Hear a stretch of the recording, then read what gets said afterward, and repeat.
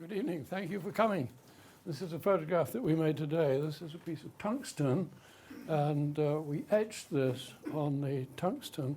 And the size of this is about 1/50th of the diameter of a human hair. So very tiny indeed. And this is a very important set of work which they're doing to create appropriate materials for nuclear power stations and fusion and so on. The lab nearby does it with fruit flies. And a neuron, they take the brain out of a fruit fly, and one neuron is about that size. And so they can get detailed photographs of neurons in a fruit fly. Japanese call them fruit flies. And so a lot of extraordinary research going on of different types in the Martin School. Anyway, I wanted to talk about something which is not going on in the Martin School today, and that is the subject of the nuclear age, the nuclear weapons age. So I'd like to tell the story of sort of war and peace in the weapons age. So I'll talk for about an hour. I'm sure you'll want to protest and have lots of questions and things like that, but I'll ask you to leave the questions till the end, and then I'll stay as long as you want me to deal with the questions. So a very interesting subject. Trinity, as historians look at the history of the world, Trinity will be a very important word, not because of God, but because of the opposite. Trinity, as I'm sure you know, was the name of the first atomic bomb that was exploded. And shortly after that, Hiroshima was destroyed terribly with the first uranium bomb. The uranium bomb had never been tested. Hiroshima was a test, something that's never been tested before. Trinity was a plutonium bomb. And so Hiroshima, absolute terrible devastation. And what happened to the human beings was absolutely terrible. You very often hear politicians making speeches in which they talk about nuclear war as the lights going out. Obama made a speech recently saying, my country was the first country to explode a nuclear weapon. We would like to be the country that leads the world to elimination of nuclear weapons. And then the public won't have this constant nightmare of suddenly the lights going out. Well, nothing could be more deceptive. The lights don't go out. You get hordes of people those who are still alive will be tortured in a worse way than any human torture has ever existed. There was one woman who described her living child as having a head like a boiled octopus, and they'll live in torture. After the nuclear explosion, there's no possible way of getting anesthetics, no possible way of getting nurses or hospitals. So you can't imagine a hell on earth much worse than what happened at Hiroshima, except that really you can. Einstein said, now we'll be like scorpions in a bottle. And my view of that statement is that the scorpions are real-time computer systems of monstrous complexity. And I've spent quite a lot of my life working with computer systems like that, of monstrous complexity, for doing very large and highly organized things. For a time I was on the advisory board of the American Department of Defense to talk about software. And anyway, 25 years after Hiroshima, we had bombs of this size. This is 70,000 times the size of the bomb that destroyed Hiroshima. So you might imagine what that would do in New York or London.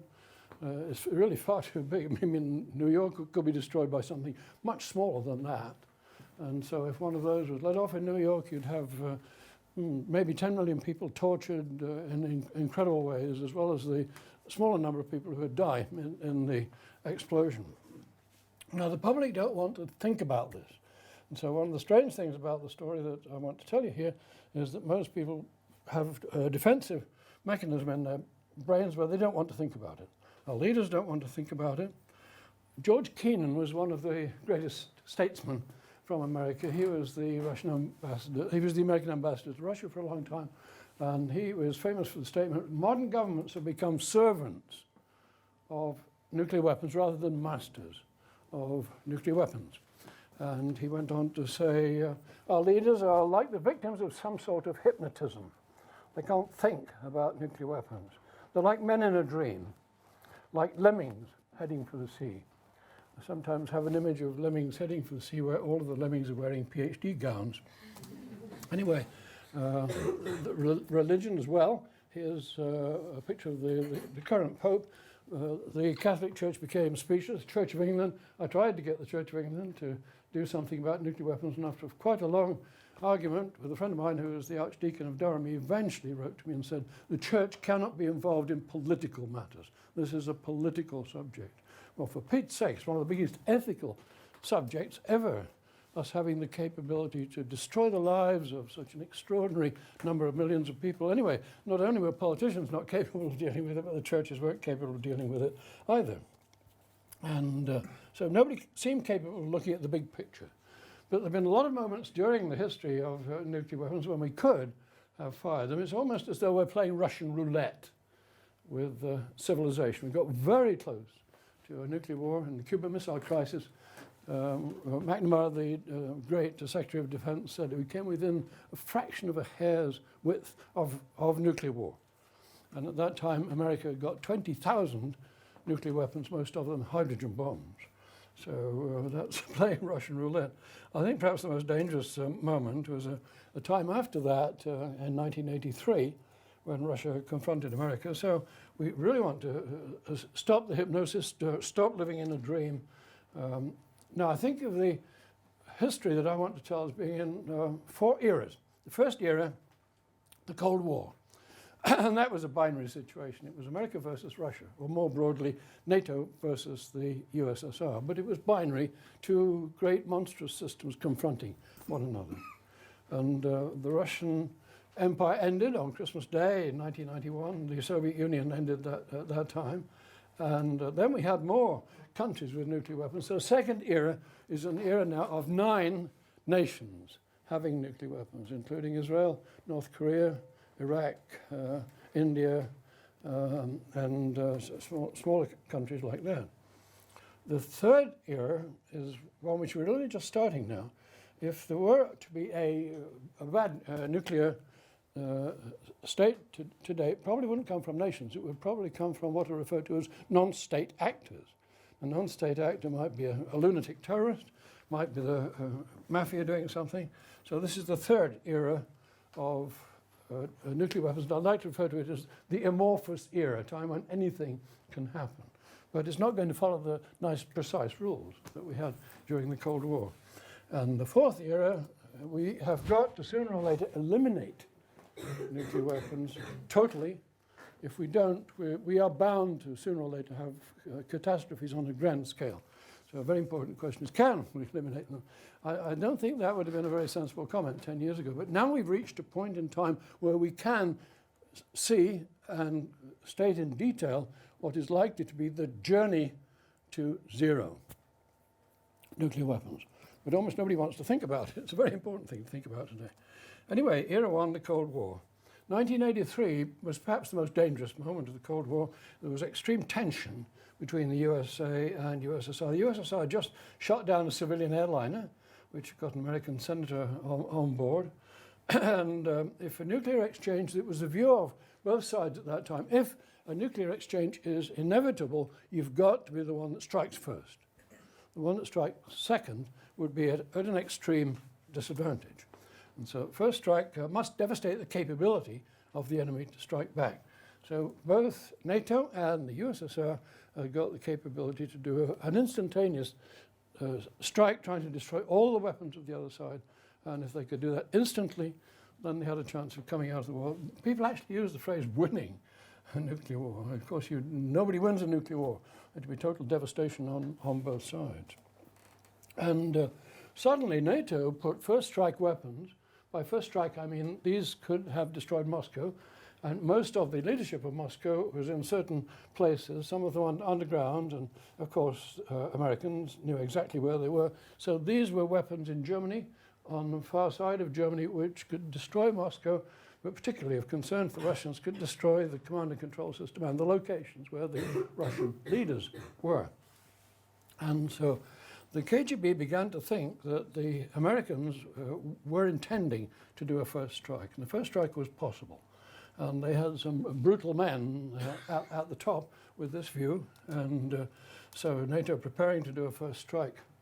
Now it got very tense indeed, and suddenly both America and Russia have lots of sensors, and they can sense the other side firing a weapon, and suddenly the big screens and the massive computers suddenly predicted that the Americans had launched a weapon at Russia. And the man in charge of that was this man, and the launch seemed very strange to him. They wouldn't be likely to launch one weapon, and his background was in software, and that's persuaded him that almost certainly this was a software error.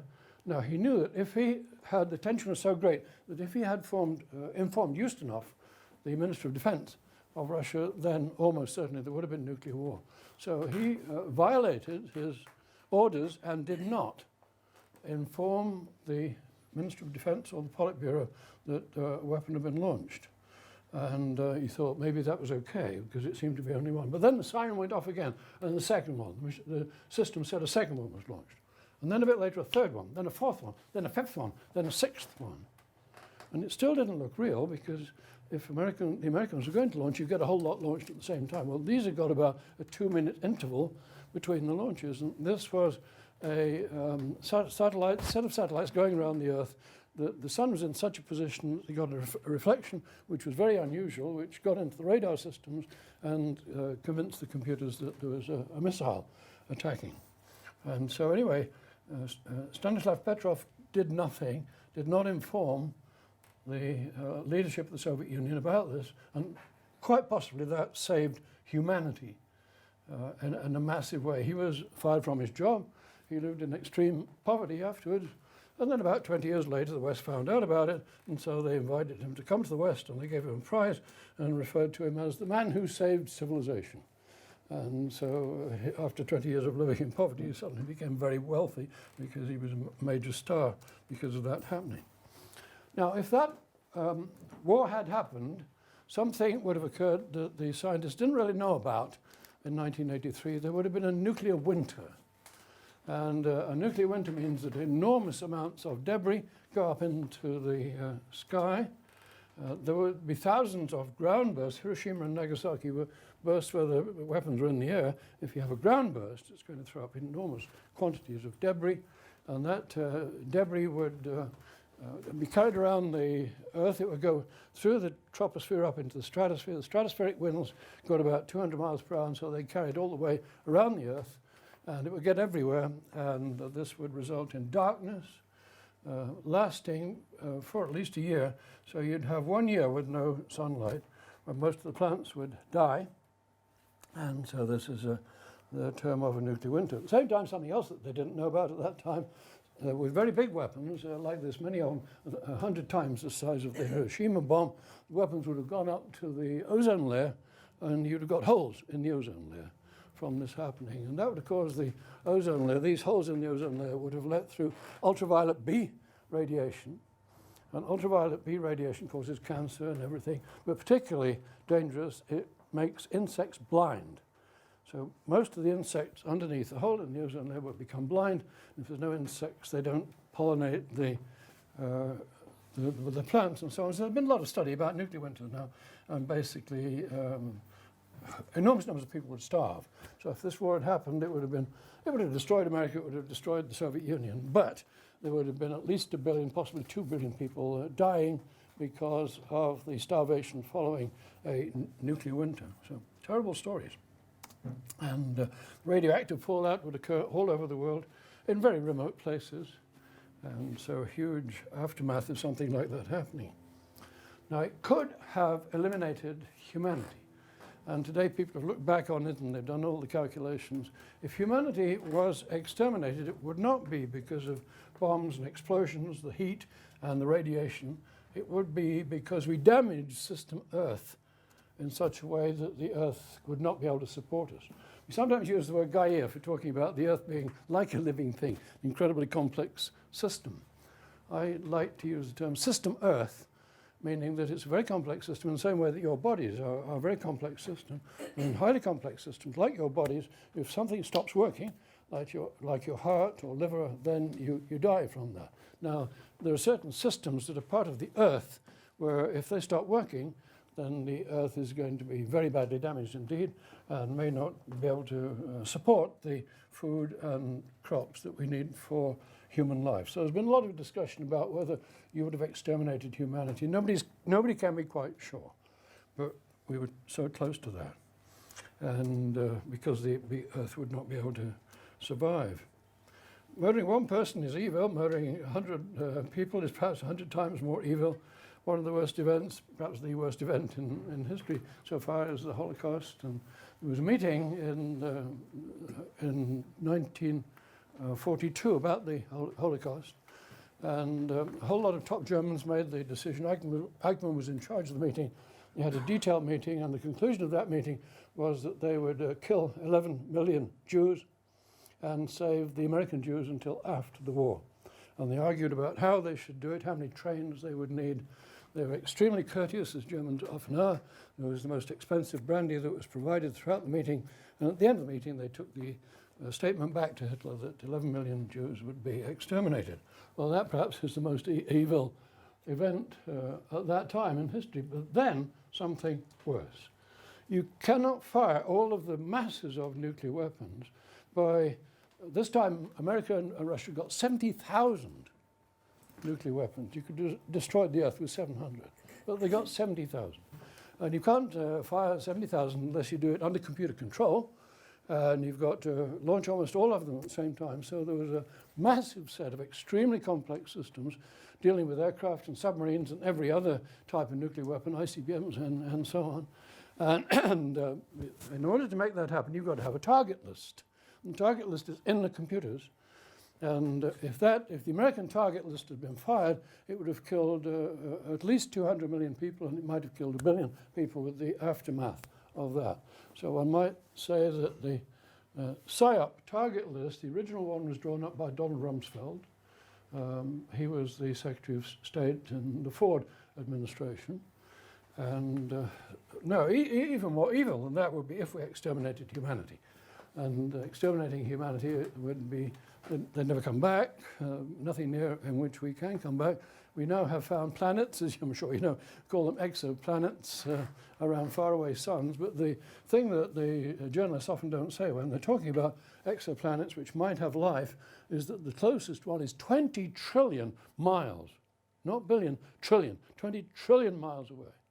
So what that is telling us is that we are absolutely and utterly alone. If we eliminate humanity, nothing like it is going to come back again. And so this is a part of the story. So we're playing Russian roulette with civilization. And Cuban Missile Crisis, the planes overhead spotted lots of missiles, and the CIA examined those, and it decided that they were nuclear missiles ready to make a nuclear launch. Kennedy announced that to the American public. At the time he announced it, I was driving into New York with a highly seductive IBM female executive, and we pulled the car to the side of the road, and she thought this was rather entertaining, rather like being at the movies. She described to me the wonderful fallout shelters that IBM had got. What America didn't know at that time was that these missiles in Cuba were loaded. They got the weapons on board, and the weapons were ready to instantly fire. And they couldn't have reached the west coast of America. They could have reached Chicago.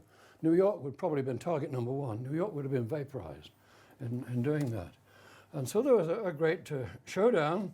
And Bobby Kennedy called the Russian ambassador into his office and confronted him and said, look, tomorrow either you remove those weapons or we remove them. So this was high noon. Most extreme, more tense high noon moment than you get in movies. There was a movie about this, and it wasn't nearly as tense as it should have been. And so that was an extraordinary moment. Unfortunately, it worked out okay. The Russian fleet turned back. The Americans fired at it. One submarine surfaced, and the Americans ordered it to stop, and it took no notice. And so the Americans fired a depth charge at it, and several depth charges. It must be hell being in a submarine when a depth charge goes off near you. And the captain must have been totally enraged by that. Now, what America didn't know, what nobody in the West knew, is that that submarine had got a nuclear weapon on board. It had got a nuclear torpedo. There were 4 Soviet submarines at that time which had got a nuclear torpedo. And the captain of the submarine, totally enraged, said, fire the nuclear weapon at the Americans. And he had mutiny on his hands. This second officer refused. The KGB officer said, yes, you must fire. The KGB officer, the first officer and the second officer had to turn keys at exactly the same instant, and this man refused. And he was told very firmly by the KGB that that was mutiny. In fact, that single event stopped a nuclear war. between Russia and the United States. Russia would have been very largely destroyed because America had got about 20,000 missiles. It got a lot more than Russia had, in fact. And later on, he was recognized for having done the right thing. So he had a great military career, and as you can see, earned lots of medals later on. But once again, it's Russian roulette. This was right on the edge, Russian roulette situation. Now, all over the world, we have sensors to detect weapons being launched. And these are in Findingdales in Yorkshire. And there are many of them all over the world. And in the early days, they were fairly simple types like this. Now we've got many different types of sensors, all feeding into the most elaborate computer systems. And the screens on these computer systems indicate if the Russians have fired anything or indicate if America's in trouble. The problem with that is if they've fired ICBMs, then by the time they are detected, there's only about 10 minutes left for America to do something. And in that 10 minutes, they've got to wake up the president. So there's a whole mechanism for contacting the president, no matter where he is, what location he is. If he's in Africa, if he's in bed with Monica Lewinsky, you've got to wake him up instantly. And he is the person who would give the order to fire back. And the center of this was Cheyenne Mountain. Cheyenne Mountain, massive mountain in Colorado. And this door weighs 25 tons. Several blast doors going into Cheyenne Mountain, and the whole place is on springs, these enormous springs. And there are 1,300 of these springs. So you've got this huge complex bouncing up and down on springs if a nuclear weapon goes off nearby. And this was the location where they would make the decision that it was necessary to fire their ICBMs and other weapons at the United States. And the people who would fire such weapons have a key. There are two keys, and two different people have to turn the key. These individuals are called missile control officers. They're young people. Most of them are graduates, particularly in the age range of about 20 to 25. And they got just about the most boring job in the world. They have to sit there all day. If the girlfriend asked them what they did for a living, they might say, well, it's my job to fry 1 million human beings, a million innocent human beings, if the order came through saying that we had to do that. If things went wrong, there were planes that could take the same action. So this is a plane in the sky again. You've got two keys, so two control staff. And turning these keys would bypass the Cheyenne Mountain orders and the main missile controls. And so this is the way to start a nuclear war if the ICBMs or the control mechanisms have been destroyed. The complexity of these systems got worse and worse and worse. And the first thing that would happen is, if possible, you'd vaporize the president and you'd destroy Cheyenne Mountain. You'd do everything you could to destroy the command and control systems. And so there are arcane arguments about, can you launch on warning when you can see the things coming in? Or can you launch before warning? When would you launch before warning? So the systems became very complex indeed. The president had a device called the football. In fact, all presidents have a football. The Prime Minister of England would have, and the equivalent in Russia, even small countries, had a football. And this has got very elaborate electronic codes and controls in it. And there's a human being who follows the president around everywhere. And this is the device which the president would use for firing, starting for nuclear war or firing back in a nuclear war. When President Reagan was shot, he was bundled into a limousine, and the person who was carrying the football, the person sitting next to him was killed in that incident. They bundled him into the limousine as well. So he was standing by the bedside in the hospital when Reagan was slipping down into the anesthetics, holding the football. The last thing Reagan said before the anesthetics worked is, I hope you guys are Republicans. And anyway, 70,000 weapons by that time. This was a Russian Minister of Defense, and he made the statement, future generations that consider history will wonder what sort of madman could have built these weapons. And I think many people in the military had that same view. Today, have that same view about nuclear weapons. Russia is absolutely huge. It spreads across 11.5 time zones. Far the biggest country in the world. It's 45 times the size of Japan, for example. And so the Americans said, we've got to have a lot of nuclear weapons because Russia is so big. And Russia said, we've got to have more nuclear weapons than the Americans do so that we can win the war with them. So these were arguments that happened. One rather strange situation was France. France refused to be part of NATO, refused to have any agreements with the Americans at all. It had its own nuclear system. No end of people said, why on earth does France want that? And France managed to test one of the biggest hydrogen bombs, and it allowed hydrogen bombs to be tested in the 1990s, long after the USSR had gone away. In Tahiti, there were riots in Tahiti as France tested these monstrous weapons. And the president of France, several presidents, assured the French public that only the president could start a nuclear war. He got the key, nobody else could start one but him. And what he didn't tell the public is he's target number one. If anybody attacked France, the first thing they would do is vaporize the president and then destroy the rest of the command and control system. And so there's a word, a technical word in the systems that are built called decapitation. And the goal is that the first strike should begin with decapitation, in which you take out Cheyenne Mountain, you take out the White House, you take out all of the top officials, the top generals, if you can. On both sides try to do that. Now, Gorbachev came to power, and Gorbachev, maybe more than any other people in the Politburo at that time, was a man, I think, of deep common sense. And so he was absolutely horrified by what was happening there. This was the number of Russian nuclear weapons. It went up to that peak of about 40,000, and then it started to come down when Gorbachev came to power.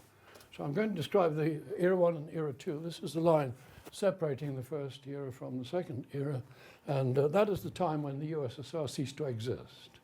And once that happened, then America and the Soviet Union became reasonably friendly and made all sorts of agreements that could stop a nuclear war happening between those countries. And so suddenly this great danger of America versus Russia ended, and we moved into the second era of weapons.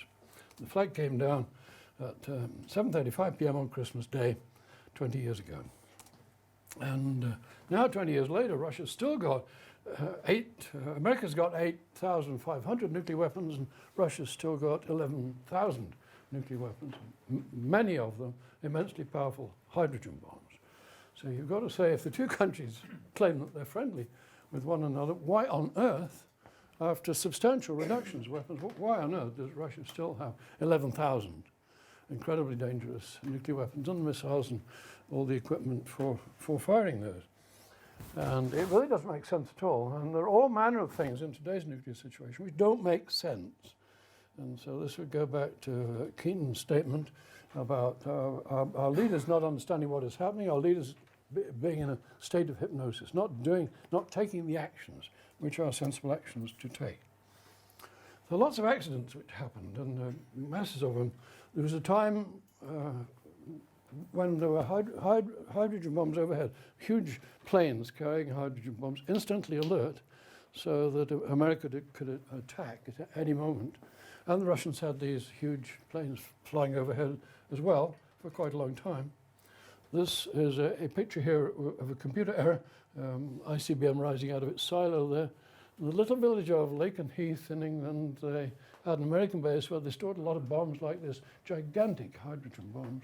And an American bomber crashed on landing and crashed into the storage area where these are setting. The bomb itself has 8,000 pounds of conventional explosive, quite apart from the nuclear explosive.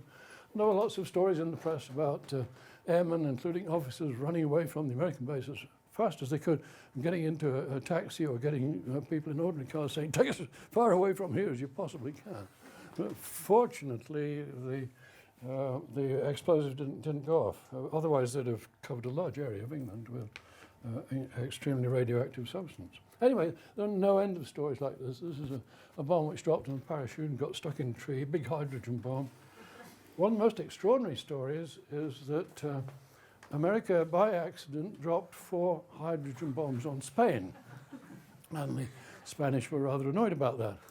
And this is the plane that did it. This is a B-52, and it had to be refueled so that it could stay in the air permanently. So this is a tanker refueling the plane, which has got 4 hydrogen bombs on board, and the planes accidentally touched each other, a mistake on the part of one of the pilots. And when that happened, there was a spark, and fuel caught fire, so this fuel tanker blew up, absolutely massive explosion, and the crew was killed. The crew in this plane pressed their ejection seat buttons, so all the crew in this plane lived and floated down to Earth on their parachutes, while meanwhile the hydrogen bombs had dropped. 2 of them dropped in the countryside and exploded, but not in a nuclear way, exploded in a conventional way, spreading radioactive stuff all over the soil. And there were about 100 square miles in which for years after that, America was working to remove all of the soil which was radioactive and replace it with new soil for Spain. There was a child walking down the beach, and they knew a hydrogen bomb had dropped somewhere near the beach, but they couldn't find it. And the child suddenly saw a piece of metal sticking out of the beach like this. So he scraped the sand away, wondered what on earth this was, and it was a hydrogen bomb, the fin of a hydrogen bomb. The 4th hydrogen bomb dropped into the sea, and there was somebody in Spain who saw it, but they took a very long time to find it. They managed eventually to get a submersible submarine that found it, but his lawyer advised him that the law of the sea in Spain says that if you see something drop into the sea, then you have the ownership right of that object. So his lawyer told him that he had ownership rights of a hydrogen bomb. And so they got to the States and hired some of the most expensive lawyers that advised the Department of Defense, and that got settled out of court. Nobody said how much money it was. Anyway, this was one of the planes involved. Most extraordinary incident recently, I don't know whether you know the story of the Minot Air Force Base in North Dakota. And that's an Air Force base which has a lot of hydrogen bombs. And of course, you have the most extreme safety controls when you got hydrogen bombs. For a start, everything in them is colored red, so you couldn't distinguish a hydrogen bomb or its casing from anything else. And somehow or other, the bombs got taken out of storage, the nuclear fuel got loaded into the bombs, the fuses were set so that the bombs were instantly ready to go off. 6 bombs were put onto cruise missiles. The cruise missiles were put under the wing of the plane here. The control panel of the pilot would tell him that the nuclear bombs were on the plane, and the nuclear bombs were alert, so they're ready to launch instantly. And that plane flew across the United States for about 1,500 miles and landed in the base in Louisiana. And for about a day and a half, it sat there with the hydrogen bombs on board, alert. And there have been no end of huge performance about this, as you might imagine. And the Americans have said it was an accident. In fact, you'd have to have 6 different accidents which are totally unconnected in order for this to happen. Each one of those accidents having the lowest probability imaginable of happening. And now, at that time, Israel had decided to attack a reactor in Syria. And this reactor was protected by the Russians. And they had an extremely powerful air defense system for shooting down planes if they got near to the reactor. And the Israelis, who are pretty clever at cyber warfare, managed to send cyber signals in to disable the Russian system. And so a flight of Israeli planes, about 16 planes went in, destroyed the reactor totally. They found out it was a very dangerous reactor, making materials which could have led to a Syrian nuclear bomb. The Russians were absolutely furious about this. There was a headline in The Spectator saying the world was on the edge of nuclear war. Prior to that, you had this thing sitting on the base in Louisiana carrying its 6 hydrogen bombs. Well, one shouldn't say any more than that. Those are the facts. But needless to say, there are spectacular conspiracy theories about what was actually going on at that time. Anyway, many stories like this. Era 2, 2 nuclear nations. This is the first era, and the second era, and this is the date when they first tested it, and this is the number of nuclear weapons. Israel was maintaining that it had no nuclear weapons. It still maintains that, but it was thought to have 200, probably has 200 nuclear weapons now. And North Korea has now got about 10. And Pakistan's got more than India. Pakistan is increasing its numbers of nuclear weapons faster than any other country at the present time. And so this is the cast of characters for the second era, where we have 9 nuclear weapon nations. China will become an extremely powerful nation indeed, with a very powerful military. And it's got both missiles and planes like this for carrying nuclear weapons. It has a small number of nuclear weapons. China, I think, is managed today by a Politburo of men who are brilliantly intelligent, very competent, very intelligent. The absolute goal of China, they think this is going to become the greatest country on earth. It was once the greatest civilization on earth. They think it will again become the greatest civilization on earth. So the absolute number one goal in China is there must not be war. The one thing which could stop China's growth is nuclear war. So all those systems are designed to avoid nuclear war rather than to win it if it happens. And they had a lot of propaganda. This was a photograph in the press of a stealth bomber, a Chinese stealth bomber. In fact, they did build a stealth bomber, but it didn't look anything like this. This was a photograph which was intended to mislead the intelligence agencies, and there was a lot of that going on. India set off a bomb. The Indian bomb was a plutonium bomb like Trinity. And Indira Gandhi, who was the Prime Minister of India at that time, didn't tell anybody. Her secretary knew, her Minister of Defense didn't know. Nobody knew apart from her personal secretary and the scientists who brought this thing into existence. There were about 16 scientists, and they did almost exactly the same as what the scientists on Trinity did, except that by this time they knew exactly what they were doing because they got all the technical details from that bomb. And amazingly, it was called the Smiling Buddha. India is a Hindu country with lots of Muslims, but almost no Buddhists. Why on earth would they call the atomic bomb a Smiling Buddha? Well, it's nice to have a religious word like Trinity. And this occurred an instant after the bomb exploded, and the camera which took that about 50 milliseconds later, the camera will be vaporized. So it took this photograph and then sent it off by wireless. And the countdown was going on, and the test was, the bomb was supposed to be exploded at 8 a.m. in the morning, and they did all the things in the countdown. They found there was a person missing. So who the hell is it? Somebody's not here. And then somebody decided it's the photographer who set up the cameras to take this picture. So they put the test on hold, and they went down to investigate, and they found that the photographer's jeep had broken down, and he was running away from ground zero as fast as an Indian cricketer can run. Interesting stories. When India got a bomb, Pakistan got one very quickly. And this was created by a technical genius called A.K. Khan. But it's amazing how fast India got an atomic bomb, how many it's getting at the present time. And so Khan was a great hero. But then, in older age, he started to sell the knowledge of how to make bombs to many other countries. And a lot of people said he's selling it to the Muslims. And they called it the Islamic bomb. But North Korea is not a Muslim country. And so he set up a whole network. They called it the Nuclear Bazaar, for getting details of how to make nuclear bombs and how to get the enriched uranium that you need for doing it. So he turned out to be a very evil man. Pakistan has ballistic missiles. It also has cruise missiles, which can be fired at India. This is India. If India attacked Pakistan, it would be with fighters like this. India's made brilliant jet fighters. And so you have this tense situation. And India's defense minister ordered 300 Russian fighters for this purpose, fifth generation stealth fighters. This is in Kashmir. Since India became independent, there have been 4 wars. And 3 of them have been over Kashmir. There's a dispute about who owns what in Kashmir. So this war started about this town, this city. India was claiming it and Pakistan was claiming it. And that led to a war situation.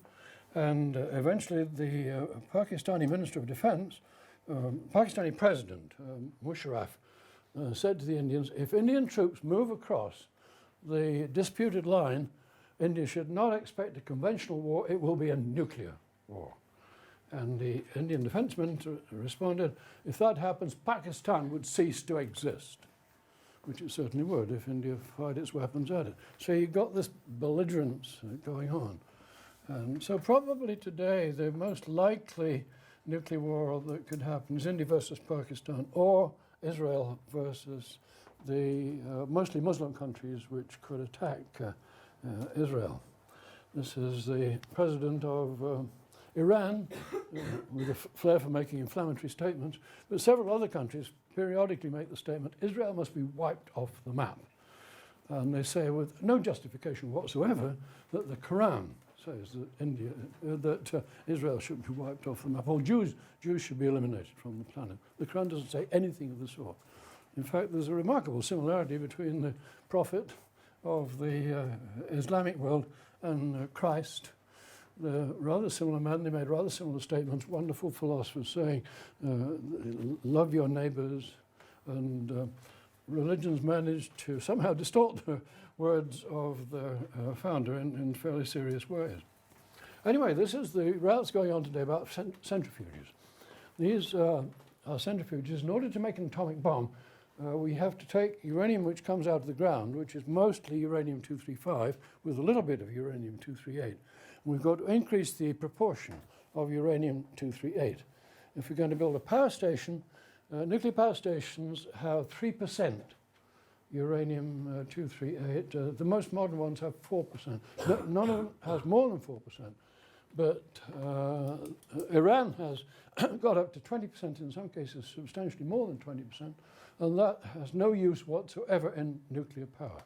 So the only explanation is that Iran is heading in the direction of wanting to get an atomic bomb. It's certainly got the missiles to deliver an atomic bomb.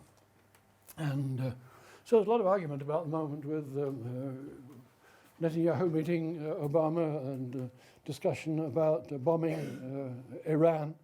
And Obama's trying to tell him not to, and he says, well, we'll give them a few more months. If nothing, if this isn't settled within about 3 months or so, then we are going to bomb Iran.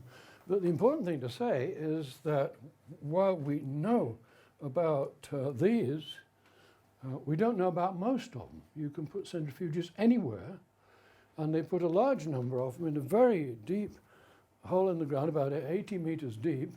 Oddly enough, the country which makes by far the strongest concrete is Iran. And so they've got underground facilities which conventional explosives couldn't get down that low. And one of them is near the holy city of Qum. This is often regarded in the Muslim world as being the second most sacred city, the first one, of course, being Mecca. And quite close to this, they've got their facilities for making uranium for atomic bombs. And you couldn't destroy them without a nuclear weapon, but nobody's going to use a nuclear weapon just close to the world's most second sacred Islamic city. So there's really no point in Israel or anybody else attacking Iran. They're not going to stop Iran in its progress. The only way we can stop it in its progress is a very elaborate and complex form of diplomacy. And maybe this will happen, particularly if they get a different president from the present one. So Einstein was saying, we're like scorpions in a bottle. Well, the scorpions had all sorts of elaborate technical words associated with them. Decapitation, last resort weapons, launch on warning. The technical consequences of all of these pieces of philosophy are immense. First strike, preemptive launch, computerized deterrence. So you've got massively complex computer systems and a whole philosophy which relates to these computer systems with many millions of lines of code. And where you have systems with many millions of lines of code, it usually goes wrong. All sorts of errors in the code. And when people are developing very complex code, they sometimes talk about the philosophy of a complex system. One of the things that software developers worry about is if management changes the philosophy, because then you've got to change a whole lot of code to try and keep up with the change of philosophy. In the nuclear systems, the philosophy was changing all the time. So it was remarkably difficult to get the code that was necessary for these systems, which are about the most complex systems that have been built in computer science. Israel is, one of the disadvantages of Israel is very small geographically. So 4 nuclear weapons could destroy the whole of Israel. These nuclear weapons could be on cruise missiles or on short-range ballistic missiles. Iran has got both of those, and it's quite likely that some of the organizations, including terrorist organizations that are right on the doorstep of Israel, are going to get missiles with which they can use such weapons. And so Israel has defended itself by ordering the most modern submarines. These come from Germany. They are the most technically advanced submarines that exist, more so than the huge American nuclear submarines. And these have got nuclear weapons on board. Israel has no nuclear weapons above ground that could be attacked with the first strike, and you couldn't attack a submarine underwater because you haven't the slightest idea where they are. And these submarines are equipped with cruise missiles and ballistic missiles. Now, these submarines will be in the Mediterranean and the Persian Gulf, in the Arabian Sea, nobody knows where, but the range of the missiles there is such that one of those submarines could destroy any city in the Arab world or the Iranian world. And in fact, they could destroy all of the cities in the Arab world then. And so that means that if you attack Israel, a second strike is going to be utterly devastating and will destroy most of the Middle East cities. And so this is a sort of situation that we're living with. And this is the Gulf. This is the Gulf of Hormuz. This is the big Gulf, and about a third of the world's globally traded oil comes from the Middle East, Saudi Arabia and so on, and has to pass through this very, very narrow entrance. And the channel is only about a mile across here, and you could easily destroy ships going through there. So Iran has threatened to close the Gulf of Hormuz. And that's one of the reasons why the price of oil is $140 today. And one of the ways to do that is with this missile, SSN 22, and that is the world's most formidable anti-ship missile. So it can travel very fast, travel a long distance, and home in. As it gets close to the ship, it zigzags around so that you can't really shoot it down from on board the ship. So this would have no difficulty in shooting down. Iran would have no difficulty in destroying all of the oil tankers that want to pass through the Gulf of Hormuz. Now, if that happened, it would absolutely be war. It wouldn't be a nuclear war, it would be a conventional war, but who knows, if you have a conventional war going on in that part of the world, who knows where you might get to a situation where the person being destroyed decides to use nuclear weapons. Well, the Pakistani bomb is referred to as the Islamic bomb, and they've got more than 100 of them. And India, this is India. Now, India is growing very fast. It's an extraordinary country at the moment. They're putting incredible education into place, and it's growing very rapidly. And as people look at what India's plans are, Goldman Sachs says it's going to go up a curve which is approximately the same as China, and it's about 15 years behind China. So China now growing up into a massively powerful economy eventually, and the Chinese would like to say the greatest civilization in the world. Well, India's doing the same. And India eventually will have a higher population than China. China is totalitarian, whereas India has got democracy, it's got British rule. China hasn't got formal accounting, whereas India has the formal accounting that we have in the West. So one wonders whether 30 years from now, will India be a more successful economy than China? And nobody can know, but it's on the cards that it might be. But here's Pakistan. Pakistan has got more nuclear weapons than India. And the further India goes in developing its empire, the more dangerous this becomes because there's more to destroy. So India trying to build up this incredible empire of the future, magnificent civilization of the future, if all goes well, has got this threat hanging over it of the Pakistanis, who are militarily and politically highly unstable, having got more than 100 nuclear weapons. So the only sensible thing for India to do is to do anything, take any negotiation, any path possible to persuade the Middle East to disarm nuclear weapons, get rid of the nuclear weapons in Pakistan and India.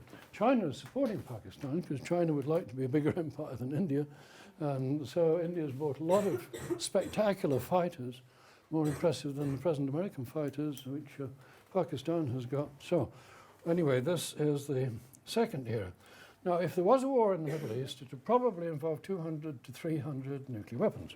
And if you got that number of nuclear weapons being fired, you would get a nuclear winter. And so there have been very detailed studies of a nuclear winter of that size. It wouldn't be nearly as bad as the nuclear winter of America and Russia, but it would probably destroy all crops for 1 year.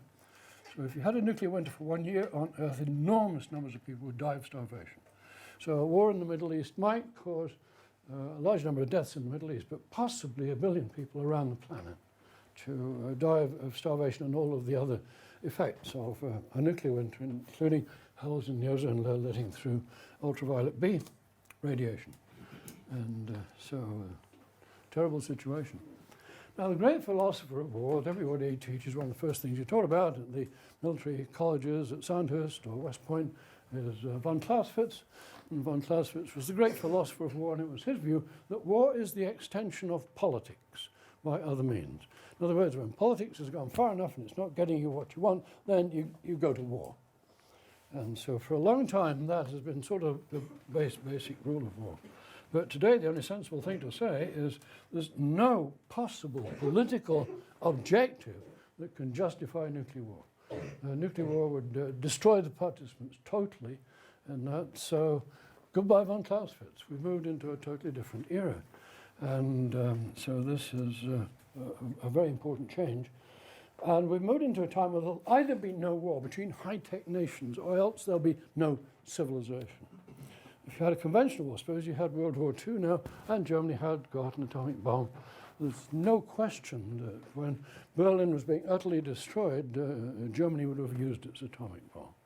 And that's bound to be the case. If there's a conventional war where the participants have got nuclear weapons, as they get destroyed in the conventional war, they're almost bound to use the nuclear weapons.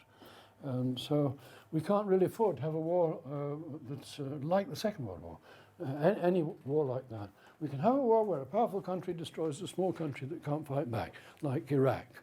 And we're going to get lots of wars in Africa. They enjoy having wars there, and they haven't got very powerful weapons. But you cannot any longer have war between high-tech nations, even high-tech nations which haven't got nuclear weapons yet.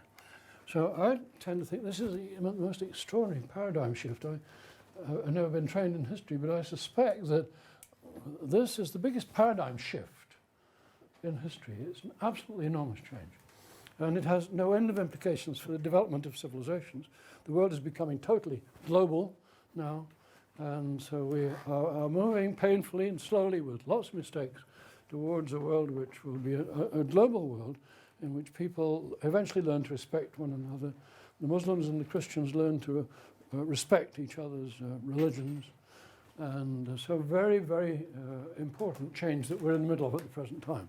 Very, very exciting set of changes.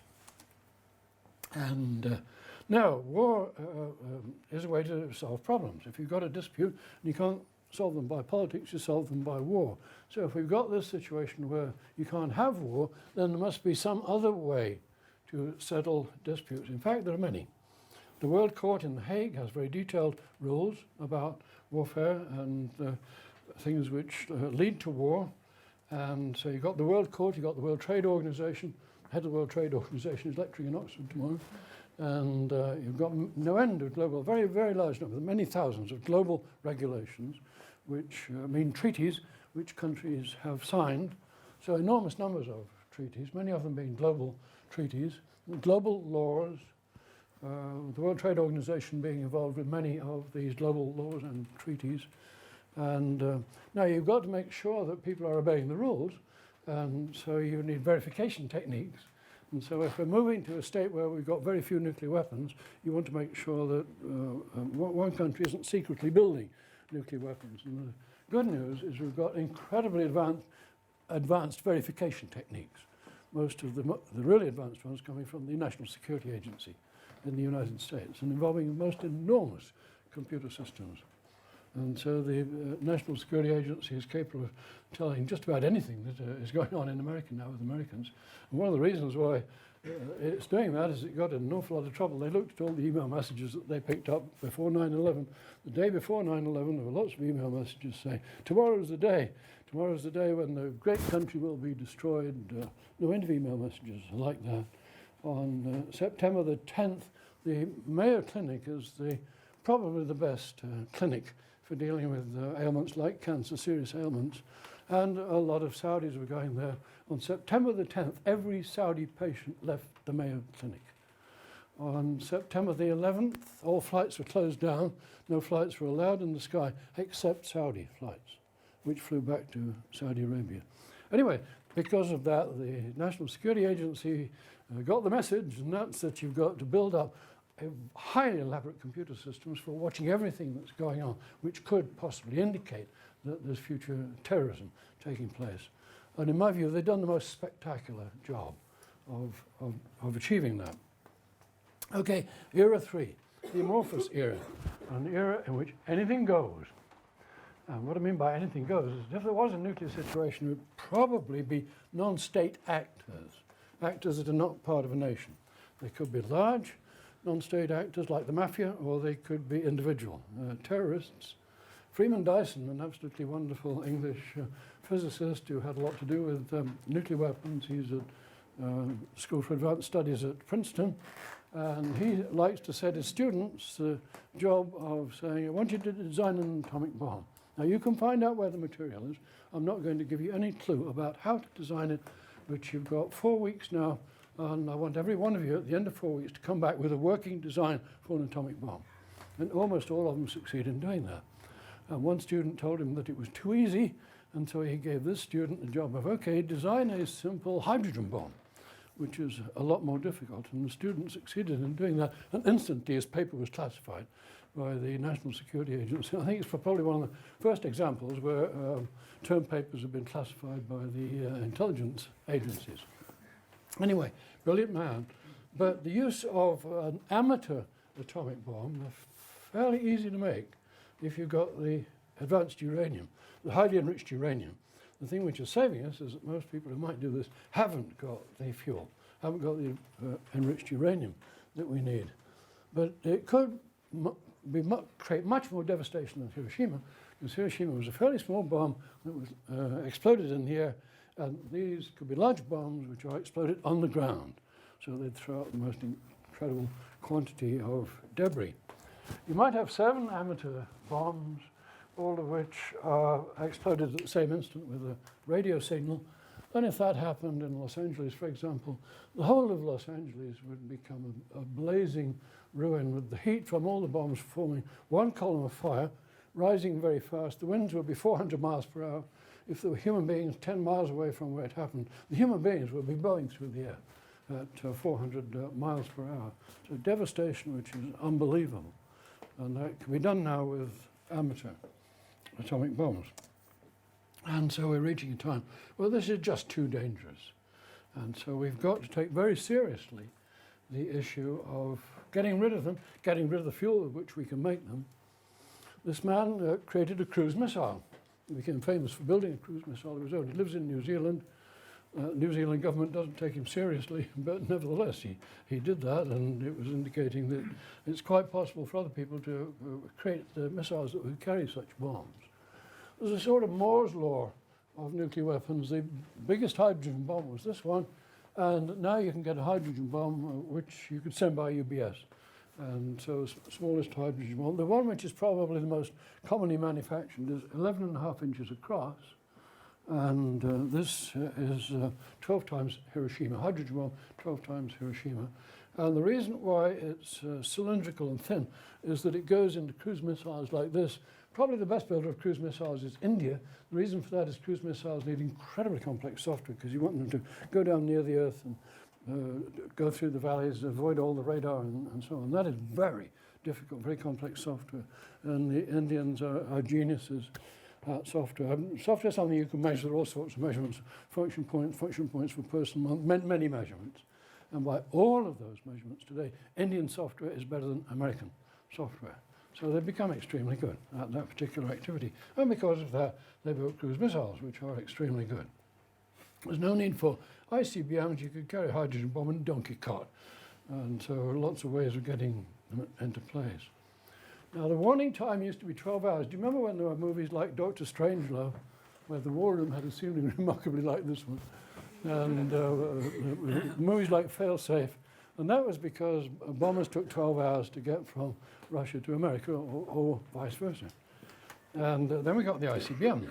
And the early ICBMs, the time was about 35 minutes. You probably wouldn't detect them until about 10 minutes into the flight. And so we had 25 minutes warning time. And then we got faster missiles, and missiles which could be on destroyers, and the warning time dropped to about 15 minutes. This means that by the time you detect them, you've got 15 minutes. to wake up the president or contact the president and get the president to make what must be the worst decision any president can have to make, and that is whether or not to launch America having today 18,000 nuclear weapons, and the decision to launch those an unspeakable decision. And then we got things much closer. You could now have ships, and they could be cargo ships, off the coast of Washington, which could get a small missile going into Washington in a time of 4 minutes, or possibly less than 4 minutes. So your warning time was becoming very tiny, and now we can have a situation where the warning time is 0.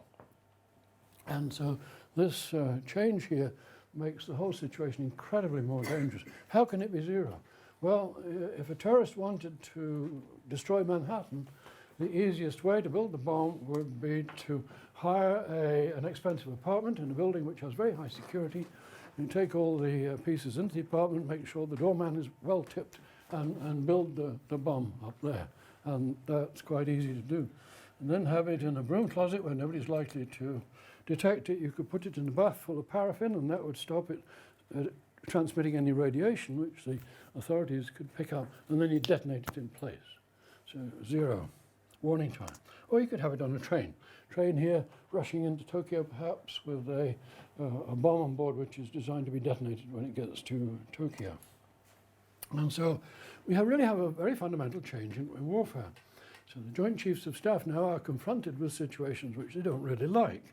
In the next war there's no battlefield. Many of the weapons will be robot weapons. 10 years ago, all the generals were saying, we don't want robots in warfare. Warfare is about human courage. And you go to West Point to learn human courage, and robots have no courage at all. Now, the same generals are saying, we want the maximum number of robots we can possibly get.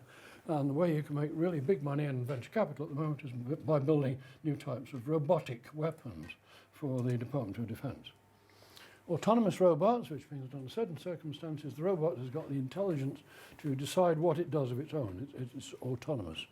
Cyber warfare, meaning warfare where you're interfering with electronic systems, nuclear terrorism, non-state enemies. So this is a totally different world for the military, and it's very uncomfortable with it. And the military tradition of saying it's been about human courage. Now war becomes almost like a video game. Somebody sitting in a room like this, accessing a predator.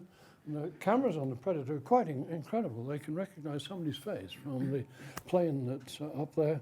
If the face is a recognized terrorist, then they can destroy that individual, and that would be murder.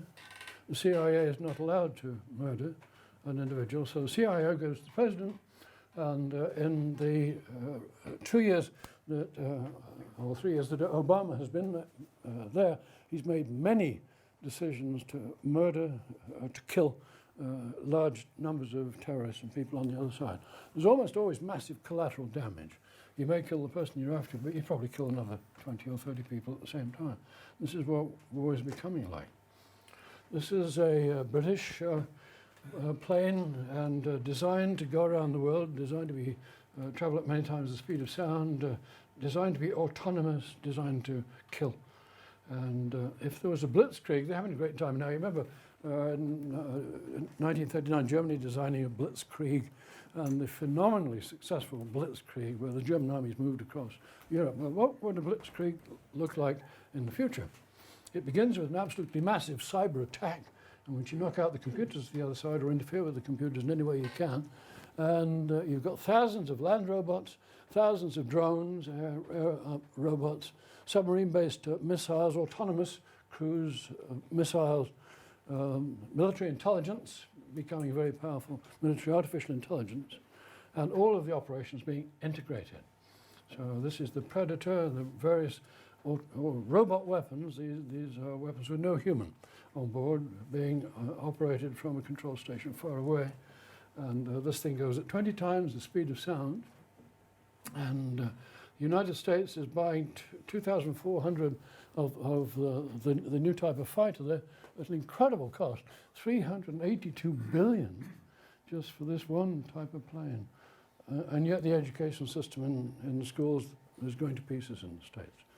And the pilot here can see through the plane. If he looks around, the electronics enable him to see through. The body of the plane wasn't actually there. So most elaborate electronics in these things. And the blitzkrieg control from one or maybe multiple control centers. The command and control system in the old days used to be in Cheyenne Mountain or one location where that location can be destroyed. Now it's distributed. Just like we have distributed computer systems in business, so we have distributed command and control systems. This is the Urals in Russia, and there are many locations in the Urals. Now it's about 1,100 miles from Moscow, millions of square feet underground, and so you really couldn't destroy that with weapons. Now, a command and control system being distributed and consequently virtually impossible to destroy. Okay, all of that is far too dangerous to make sense, and so era 4, the era of a journey towards elimination, a journey to zero. An extraordinary event happened at Reykjavik in Iceland. Gorbachev had met Reagan for the first time, and they sized each other up as being men of common sense, which was very different from many of the earlier leaders in Russia. And so Reagan said, look, I'd like to talk to you on your own. Let's go for a walk in the woods anywhere. Let's get rid of all these minders, all these people recording, all these people telling us what to do. And so they decided to meet in Reykjavik, which is a fishing village in Iceland. And Gorbachev says, what's this all about? Why did you want to get together? And Reagan says, well, I'd like us to talk common sense. And Gorbachev says, that's illegal in Russia. And Reagan says, look, I wake up in the morning, I can't sleep at night. I wake up in the morning knowing that it's my job to press a button which could destroy everybody in Russia. I can't sleep with that. And Gorbachev says, I'm absolutely exactly the same. I can't sleep with it. We got the same job. So there was one day, and during that day they came to the decision that they would make their countries abolish all nuclear weapons of every type. Every type of warhead, cruise missiles, everything, all of them. And the most incredible panic happened in the Politburo and in the Defense Department. You can imagine the four-star generals just about having hysteria when they hear that these decisions have been made by Gorbachev and Russia. And those decisions could have held, except that the next day Gorbachev came back and said there's one problem, and that's that you've got SDI, the capability to shoot missiles out of the sky. And if you built SDI, Reagan had described it as like an umbrella, which could protect America from systems. And Gorbachev says, if you've got that and we haven't, then you could do a first strike on Russia and we couldn't hit back. So I want to do everything we agreed about yesterday, but you must get rid of SDI. Now, Reagan's background was in the film industry, and the one thing he absolutely would not give up was SDI, and he just stuck with that. And so this very friendly meeting ended up in a bad situation where Reagan, talking to the public about it, says, describing SDI, says, this isn't about war, it's about peace. It isn't about retaliation, it's about prevention. It isn't about fear, it's about hope. And if you'll forgive me using a line from a film, the force is with us. And he refused to give up SDI. And so they left that meeting. Gorbachev said to Reagan, you could have been the greatest president in American history. You could have gone down in history as the president that got rid of nuclear weapons. But now you've lost that opportunity. And Reagan said, exactly the same is true of you. And they parted in misery from that meeting. Anyway, extraordinary event. Now, we did get the START treaties, which lowered the number of nuclear weapons. START 2 is abandoned. This one's just been signed now, but they're not very advanced. This is Senator Lugar with a missile called Satan, and America agreed to get rid, or Russia agreed to destroy its Satan weapons. But the reason they were doing that is that they got a much better one. And so this one has been built since the USSR collapsed. It's incredibly expensive. Russia, a country where most people are living in poverty, spent an absolute fortune on building this new, very advanced type of missile. So the ones that the Russians were destroying were the ones they wanted to get rid of anyway. And so the START treaties ignored thousands of battlefield nuclear weapons. So the START treaties have lessened the number of weapons to a certain extent, but they haven't taken us very far on the journey to zero. This is the number of weapons on both sides. Now, what one might hope is that with continuing progress, the curves might come down like that, maybe eliminating nuclear weapons totally, perhaps by 1945. That means you've got a 100-year history, Trinity at the beginning, and then 100 years later, you get rid of nuclear weapons completely. Let's hope that can happen. There's a test ban treaty, comprehensive test ban treaty, which they argue about.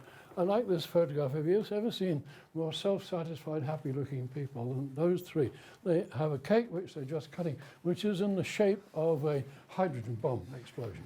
And they've just exploded. The biggest hydrogen bomb ever so far, totally destroying the area called Bikini. The French had got a new two-piece bathing suit. They wanted a dramatic name for it, and so the French called that bathing suit a bikini after that atomic bomb. Now today, the nuclear test ban treaty almost makes no sense at all, because scientists don't test weapons by exploding them. They test weapons by simulating them in a computer. And you can simulate them in the most immense detail, and that is the biggest supercomputers in the world. The Chinese built a machine which for a moment was the largest supercomputer in the world. The main purpose of that was for testing nuclear weapons. And so 5,000 trillion operations per second in the computers which are doing this testing. And so anyway, nuclear weapons are now becoming very dangerous. You might have a small state, a crazy leader, religious group threatening Armageddon. You might have a cult or a crackpot or a climate liberation army finding there's no other way to stop carbon. So a mafia-like organization, global terrorist organization. I think we're going to get intellectual terrorists. Almost all terrorists so far have been stupid. We haven't really seen an intelligent terrorist. I was at a meeting where the head of MI6 was there, and I wasn't sure whether he wanted to talk to somebody like me, but as soon as I used the word intelligent terrorist, then he wanted to have that conversation. It's interesting talking to intelligence people. It's a one-way conversation. You can say all sorts of things to them, but they never tell you anything that they want to. And, but we're going to get intellectual terrorists, which could do a very large-scale market manipulation with these weapons, with a goal of making the largest fortune ever made by global market manipulation. Who knows what somebody like him is going to do with nuclear weapons. And so it's becoming a very dangerous world. We can only be safe if we eliminate these things. Much more is needed than the START treaties. We need a journey to zero. And so era 4 then is for eliminating nuclear weapons. Now, one thing that can make a country safer is to not have any first strike targets. And Britain did something which I think is courageous and exactly the right thing to do. It said, let's remove all first strike targets from Britain. No nuclear weapons above ground. We'll put all the nuclear weapons in submarines. So Britain now has got a great force of nuclear weapons, but no first strike targets. These are all first strike targets in the United States. These are all ICBM sites, and there are many others like that. And they're Minuteman missiles. Minuteman means they can be fired in a minute. So they're solid-state rockets you don't have to load fuel onto. And America has an enormous number of those. All of them are first strike targets, which doesn't make any sense at all. And this is one ex-ICBM site where they planted these types of sunflowers all over the site. The one machine for delivering systems which nobody could find, it's not a first strike target because you can't find it, is a submarine. And the biggest American submarines are absolutely huge. The British ones are pretty good. The British ones could fire missiles 8,000 miles, so Britain could destroy most of the cities in the world with the submarines that it's got here. There's a picture of one of them. It's interesting, if you had a nuclear war and the crew is in the submarine and they've got the final message there, are they going to fire back? If they know that the nuclear war is over, why would they fire? It would seem immoral to fire at that point, to needlessly kill people. So probably most of the captains of submarines have got some island in the South Pacific, which they picked out, where they say, if that's the point it gets to, we'll take our men there, we'll build a new colony, have great fishing, By the way, let's ask the government if it will have female officers as well as male officers on submarines. And just recently, the Americans have put the first female onto submarines. The military mind is tough as hell. This was in the Cuban Missile Crisis. This was Curtis LeMay and the ExComm committee just trying to decide what to do about the terrible situation in Cuba. Curtis LeMay kept leaning on the President of the United States and said, if you don't invade Cuba now, this will be the biggest defeat in American history. And this is the force that you get from the most powerful of the military mind. He was the head of Strategic Air Command, which is very powerful. There was another head of Strategic Air Command, and he's famous for the statement, if at the end of the war there are 2 Americans and 1 Russian standing, then we have won. And quite contrary to that, you've got the United Nations, and the United Nations is basically feeble. It doesn't understand the technology. It's mostly still arguing about the first era, has not much to say about the second era, and has never heard of the third era of nuclear weapons. It cannot make decisions, it cannot enforce decisions. And then you've got the military intellectuals, like McNamara was, he's dead now. And McNamara said before he died, the US nuclear policy is immoral, illegal, military unnecessary, and dreadfully dangerous. And he was one of the most brilliant brains in the old days in building the philosophy of mutually assured destruction. And here's McNamara again saying, each decision we had to make in building systems looked right by itself, but all of the decisions didn't fit in to an overall plan. So this led to nuclear arsenals and nuclear computers and computer systems which nobody wanted and nobody wished to support. And this is what has happened. The world is full of incredibly expensive systems which today don't make sense, and nobody wants them. And this is Kissinger saying the greatest danger of nuclear war lies not in deliberate actions of wicked men, but in the ability of harassed men so that they're unable to manage the events which have run away with them. Probably the most intellectual man in the nuclear world was General Lee Butler, and he was at West Point, and he was teaching the courses on military strategy. So he knew everything about military strategy. He was absolutely brilliant on that subject. And then he became a pilot whose job was to fly missions over the Soviet Union to drop hydrogen bombs. He then became the head of Strategic Air Command in charge of all of the planes that would be bombing the Soviet Union. He then became responsible for, if the president presses the button on the football, he would be the man who implemented that. And then he looked at the target list. He looked at every single target on the American target list, about 12,000 targets, and he said, this is the most grotesque, irresponsible war plan that has ever been designed by man. And that is probably the most intelligent of all of the American leaders on this subject. So the tide is changing very strongly. Hyman Rickover is one of the most legendary admirals in history. He was the person who invented nuclear submarines. He got the first nuclear reactor to operate and was responsible for all of the American nuclear submarines coming into existence. There's a submarine called the Hyman Rickover, so a very famous man. And recently he retired. When he retired, he had a congressional meeting in which he said, sink all of them, sink all the submarines that I've built. I should never have done it, they're evil. Ground the planes, destroy the missiles, dismantle all warheads. As long as those exist, America is not secure. The only thing which makes America insecure is the possibility of nuclear war. So you're getting now some of the top, most brilliant men in the military. These people are referred to as the 4 horsemen of the apocalypse. Those are all advocating that we should go on a journey to zero. There's a huge argument about it. Now, a huge amount of research is needed for this. And so I think about Oxford and the research that we're doing at the Oxford Martin School. It's not touching the subject of nuclear weapons, and perhaps Oxford won't. But what are the stages in the journey? How do the stages work? What are advanced verification techniques? These are intellect-intensive subjects that need a lot of research. International cooperation methods. Developing the World Court laws that deal with this. Drafting elimination treaties. Protection from cyber attacks.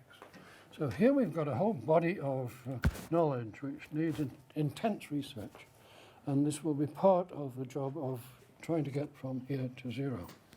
And so we can now, in a state where there should be no war between advanced nations, does this mean we're moving into a new renaissance? Well, the world has got lots of problems.